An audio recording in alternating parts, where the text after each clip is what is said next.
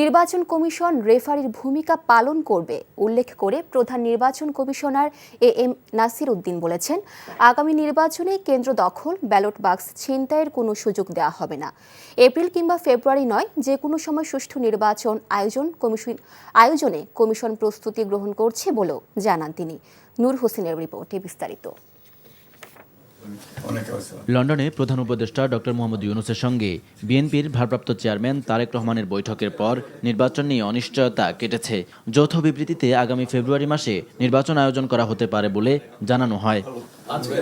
ঈদের ছুটি শেষে প্রথম কর্মদিবসে নির্বাচন কমিশনের কর্মকর্তাদের সঙ্গে মতবিনিময় শেষে সাংবাদিকদের প্রধান নির্বাচন কমিশনার বলেন, দিনক্ষণ চূড়ান্ত না হলেও সুষ্ঠু নির্বাচন আয়োজনে বদ্ধপরিকর নির্বাচন কমিশন। পথের থেকে ভোটারকে তাড়াইয়া দেবে যাতে না আসতে পারে ভোটার কেন্দ্রে, তারপরে ভোটার বাক্স লুট করে নিয়ে যাবে, জোর করে ভোটার বাক্স ভর্তি করে দিবে।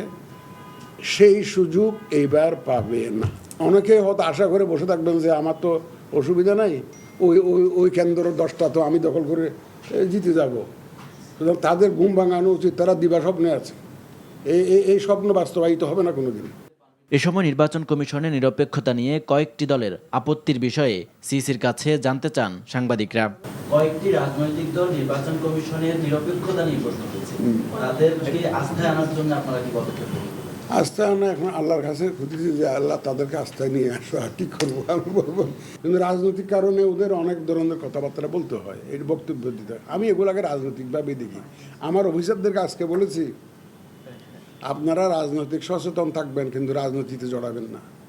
কোনো দলের প্রতি পক্ষপাতিত্ব না করে নির্বাচন কমিশনের কর্মকর্তা কর্মচারীদের আইন অনুযায়ী কাজ করার নির্দেশনা দেওয়া হয়েছে বলেও জানান সিইসি।